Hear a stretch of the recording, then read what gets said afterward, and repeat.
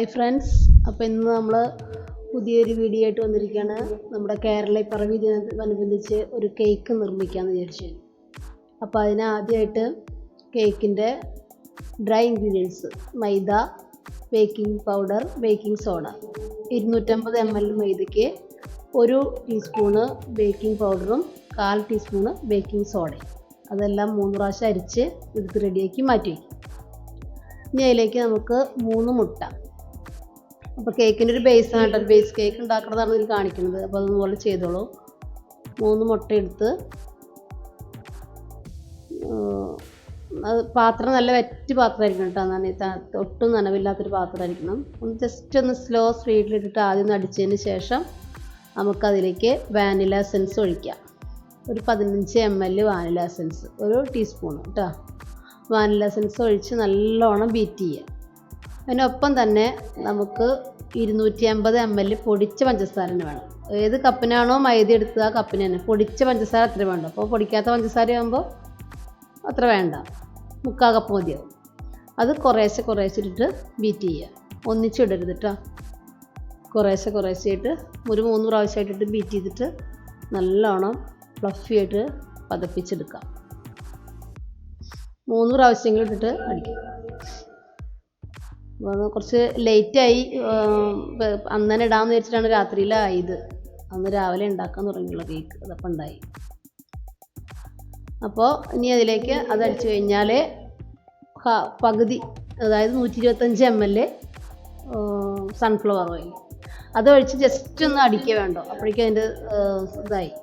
പിന്നെ നമുക്ക് നമ്മുടെ അരിച്ച് വെച്ചിട്ടുള്ള ഡ്രൈ ഇൻഗ്രീഡിയൻസ് ഉള്ള ബേക്കിംഗ് സോഡയും മൈദയൊക്കെ ഇട്ടുള്ള ആ കൂട്ട് നമുക്ക് കുറേശ്ശെ ഇട്ട് മെല്ലെ. പിന്നെ നമുക്ക് ബീറ്റർ വേണ്ട കേട്ടോ, അത് മെല്ലെ ഫോൾഡ് ചെയ്യുക. സ്പീഡിൽ കാണുന്ന പോലെ ചെയ്യരുത്. അപ്പോൾ അതിൻ്റെ ഒപ്പം തന്നെ ഒരു 60 ml, ഒരു 1/4 കപ്പ് പാലും കൂടി എടുത്ത് വയ്ക്കുക. എന്നിട്ട് കുറച്ച് പാലൊഴിക്കുക, പൊടിയിടുക, പാലൊഴിക്കുക, പൊടിയിടുക. ലാസ്റ്റ് പൊടിയായിരിക്കണം കേട്ടോ, പാലാവരുതെന്ന് മാത്രം. നന്നായിട്ടൊന്ന് മിക്സ് ചെയ്യുക. എല്ലാ വസ്തുക്കും എല്ലാതും കൂടി നല്ലോണം മിക്സ് ചെയ്ത് റെഡിയാക്കി എടുക്കുക. ഇത്രയും മതി. പക്ഷേ ഇനി നമുക്കിപ്പോൾ ഈ കേക്ക് അറിയാത്തവർ, മുട്ട അടിച്ചാൽ മണം പോവാത്തവർ, അങ്ങനത്തെ പ്രശ്നങ്ങളൊക്കെ വരുന്നത് കൊണ്ട് നമുക്ക് ഈ കേക്ക് ബേക്കിങ് തൊട്ട് മുന്നേയായിട്ട് 1 ടീസ്പൂണ് വിനാഗിരി ഒഴിക്കുക കേട്ടോ. ഞാൻ ആ മൂടിയുടെ കണക്കിനെ ഒഴിക്കുന്നത്. അത് നിർബന്ധമില്ല. പക്ഷേ നമുക്ക് കേക്ക് അത്രയും ശരിയാവണില്ല, പൊങ്ങണില്ല, അങ്ങനത്തെ ആൾക്കാർക്കും പിന്നെ അതുപോലെ മുട്ടയുടെ സ്മെല്ല് അതിനൊക്കെ പറ്റും. ഇനി ട്രേ ശരിയാക്കി, നേരത്തെ തന്നെ ട്രേ ശരിയാക്കി വെക്കണം കേട്ടോ. അത്രയും ഓയിൽ തേച്ച് ബട്ടർ പേപ്പർ ഇട്ടിട്ട് ഈ ട്രേയിലാണ് ഞാൻ ചെയ്യണത്. ഇത് 1 കിലോ കേക്കിൻ്റെയാണ്. അപ്പോൾ ഒരു നീളത്തിലുള്ള കേക്ക് ഉണ്ടാക്കി 2 പീസാക്കി മാറ്റാമെന്ന് വെച്ചിട്ടാണ് ഉദ്ദേശിക്കുന്നത് കേട്ടോ. അതുകൊണ്ട് അതിലേക്ക് ഒഴിക്കുക, നന്നായിട്ടൊന്ന് ടാപ്പ് ചെയ്യുക. 2-3 പ്രാവശ്യം അങ്ങനെ ഒന്ന് കൊട്ടി അതിലത്തെ എയർ ബബിൾസ് ഒന്ന് എല്ലായിടത്തേക്കും ഒരേ ലെവലിലാക്കി എടുത്ത് ഒന്ന് കൊട്ടിയിട്ട് വെക്കുക. പിന്നെ എന്നത്തെയും പോലെ ഞാനിപ്പോഴും കുക്കറിൽ അല്ല, എന്താ പറയുക, ഉരുളിയിലാണ് കേട്ടോ ഈ കേക്ക് ഉണ്ടാക്കിയത്. വലിയ ട്രേ വെക്കാനാണ് ഉരുളി വെക്കുന്നത്. അപ്പോൾ നന്നായിട്ടൊന്ന് ഈ ആ ഇതുകൊണ്ടൊന്ന് ഇങ്ങനെ ആക്കി കൊടുക്കുക. അപ്പോൾ അതിലത്തെ എയർ ബബിൾസ് ഒക്കെ ഉണ്ടെങ്കിൽ പോവുകയും ചെയ്യും. ഒന്ന് നല്ലോണം ടാപ്പ് ചെയ്യുക, ഒന്ന് ലെവലാക്കി കൊടുക്കുക. അതുകൊണ്ട് തന്നെ കേട്ടോ. പിന്നെ നന്നായിട്ടൊന്ന് ടാപ്പ് ചെയ്തിട്ട് നമുക്ക് ഉരുളി വയ്ക്കും. അപ്പോൾ നേരത്തെ തന്നെ പ്രീ ഹീറ്റ് ചെയ്യാൻ വെച്ചിട്ടുണ്ട്, ഉരുളി ചൂടാക്കാൻ വെച്ചിട്ടുണ്ട് കുറച്ച്. ഇപ്പോൾ ഉരുളി ആയതുകൊണ്ട് തന്നെ എൻ്റെ വലിയ അടുപ്പിൻ്റെ ഹൈ ഫ്ലെയിമിലാണ് ഞാൻ വെക്കുന്നത് കേട്ടോ. ഇനി അതിൻ്റെ മൂടി കറക്റ്റ് മൂടിയായിരിക്കണം. ആ മൂടിയുടെ മുകളിലൊരു വെയിറ്റും കൂടി വെക്കുക. അപ്പോൾ അതവിടെ കറക്റ്റായിട്ട് ഇരുന്നോളും. 30 മിനിറ്റ് കഴിഞ്ഞാൽ നമുക്കൊന്ന് വേണമെങ്കിൽ തുറന്ന് നോക്കാം. 30-35 മിനിറ്റിൽ സംഭവം റെഡിയാവും. എന്നിട്ട് തുറന്ന് നോക്കി കേക്ക് ഏകദേശം റെഡി ആയിട്ട് വന്നിട്ടുണ്ട്. സ്ക്വയർ കൊണ്ടൊന്ന് കുത്തി നോക്കുക, എന്തെങ്കിലും പറ്റി പിടിക്കുന്നുണ്ടെങ്കിൽ ആയിട്ടില്ല. അപ്പോൾ ഒന്നും കൂടി വെക്കുക. അപ്പോൾ ഇതായി കറക്റ്റായിട്ടുണ്ട്.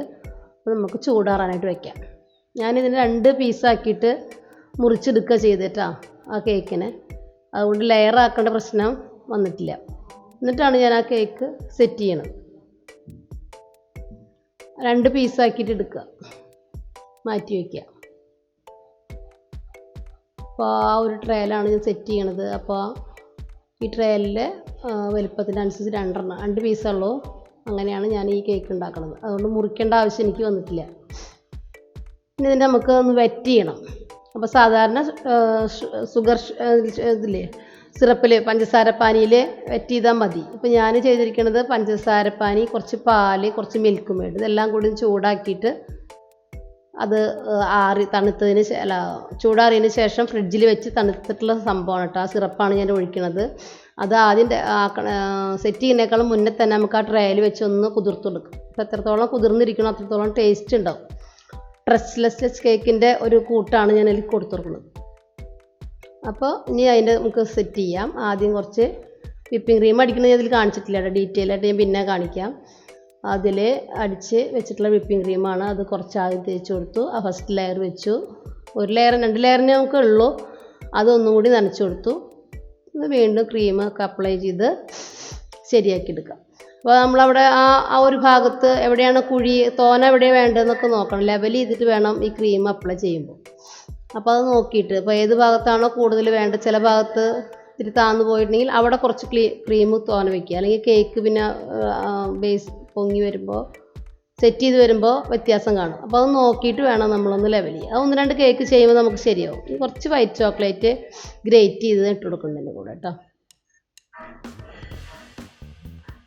പിന്നെ അടുത്ത സെറ്റ് കേക്ക്. അപ്പോൾ അതാകുമ്പോൾ നമ്മൾ അടിഭാഗമാണ് മുകളിലേക്കായിട്ട് വെക്കണത്. അപ്പോൾ നമ്മുടെ ഇതുപോലെ വെച്ച് കൊടുക്കുക. ഇനി നമ്മളതിനെ വീണ്ടും നമ്മുടെ സിറപ്പ് വെച്ചിട്ട് നല്ലോണം വെറ്റ് ചെയ്തെടുക്കുക. ഇനി നമുക്ക് കോട്ട് ചെയ്തെടുക്കാം. ആദ്യത്തെ ഒരു കോട്ട്. അപ്പോൾ എല്ലാ പൊടികളൊക്കെ ഉണ്ടെങ്കിൽ അതിൽ പോവും. അപ്പോൾ നമ്മൾ ആ വിപ്പിംഗ് ക്രീം തോന അടിച്ച് വെച്ചിട്ടുണ്ടെങ്കിൽ അതിൽ ഫുള്ള് തേക്കുമ്പോൾ ഇതിൻ്റെ മുകളിൽ നിന്ന് അതിലേക്ക് ആവാതിരിക്കാൻ ശ്രദ്ധിക്കണം കേട്ടോ. എന്നിട്ട് നമ്മൾ തേച്ച് കൊടുക്കുക. ഇനി അല്ലാത്തവർക്ക് വിഷമമുള്ളവർക്ക് ഒരു പൈപ്പിംഗ് ബാഗിലാക്കി ചെയ്യാണ് എളുപ്പം. അങ്ങനെ ചെയ്യാം. ഞാൻ ആദ്യത്തെ ഈ കോട്ട് ഇങ്ങനെ ചെയ്യണം, പിന്നെ ഞാൻ പൈപ്പിംഗ് ബാഗിൽ ചെയ്യണം. ഒന്ന് കോട്ട് ചെയ്തിട്ട് വെക്കാം. ഫ്രിഡ്ജിൽ കയറ്റി വയ്ക്കാം കുറച്ച് നേരം. അങ്ങനെയാണെങ്കിൽ രണ്ടാമത്തെ സെറ്റ് ചെയ്യുമ്പോൾ നമുക്ക് എളുപ്പമുണ്ടാവും. അപ്പോൾ ചെയ്യാം. അതിനേക്കാൾ നല്ലത് ഇതൊന്ന് ചെയ്തിട്ട് സെറ്റ് ആവാനായിട്ട് ഫ്രിഡ്ജിൽ വയ്ക്കാം.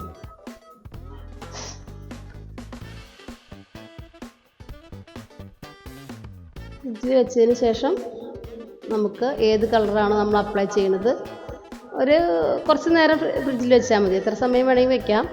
ഒരു 15 മിനിറ്റിന് ശേഷം ഞാൻ വീണ്ടും എടുത്തു. എനിക്ക് ഇന്നൊക്കെ ആവശ്യമുള്ളതുകൊണ്ട്, പെട്ടെന്ന് ആവശ്യമുള്ളതുകൊണ്ട്. അതുകൊണ്ട് അതിന് മുന്നേ അത് ഫ്രിഡ്ജിൽ വെക്കാൻ സമയം കൊണ്ട് നമുക്ക് ഈ കളറൊക്കെ സെറ്റ് ചെയ്തിട്ട് പൈപ്പിംഗ് ബാഗിലാക്കി എടുത്ത് വയ്ക്കാം. ഇനി നമ്മൾ ഒരു പൈപ്പിംഗ് ബാഗിലാക്കി ആക്കുകയാണെന്ന് വെച്ചെങ്കിൽ എന്താണെന്ന് വെച്ചാൽ അവിടെ ഇവിടെയും ഏറ്റക്കുറച്ചിലില്ലാതെ നമുക്ക് തേക്കാൻ പറ്റും. പെട്ടെന്ന് തീരും ചെയ്യും. അപ്പോൾ പൈപ്പിംഗ് ബാഗിലാക്കുകയാണ് ഒന്നും കൂടി നല്ലതെന്ന് എനിക്ക് തോന്നുന്നത് കേട്ടോ. അപ്പോൾ അതുപോലെ ചെയ്ത് നോക്കുക. ചുറ്റുവശം തേച്ച് നമ്മൾ തന്നെ സെറ്റ് ചെയ്തെടുക്കുക. പിന്നെ നമ്മുടെ യുക്തം പോലെ ഡിസൈൻ ചെയ്യാം. അപ്പോൾ ഞാനിന്ന് കേരള പിറവി ആയതുകൊണ്ട് നമ്മളൊരു കേരളം അതിൻ്റെ മുകളിൽ സെറ്റ് ചെയ്യാമെന്നാണ് വിചാരിക്കുന്നത്. അപ്പോൾ അതെങ്ങനെ ചെയ്യാമെന്നൊക്കെ നോക്കാം. അപ്പോൾ ഇതിൻ്റെ മുന്നത്തെ എൻ്റെ വീഡിയോകൾ കാണാത്തവരൊക്കെ ഒന്ന് കാണുക കേട്ടോ. ബി കിച്ചണിൽ സെർച്ച് ചെയ്തെല്ലാം കാണാം. സബ്സ്ക്രൈബ് ചെയ്യുക, ഷെയർ ചെയ്യുക, ലൈക്ക് ചെയ്യുക, കമൻറ്റ് ചെയ്യുക.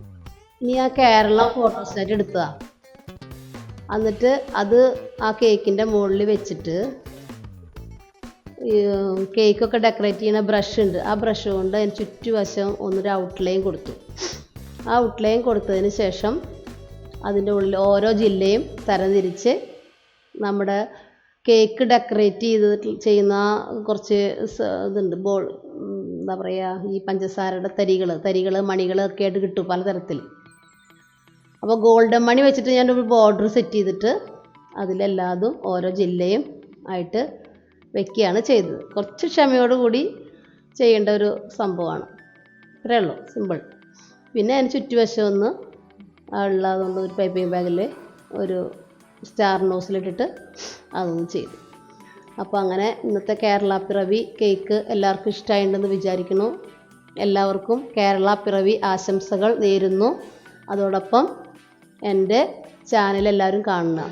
Thank you.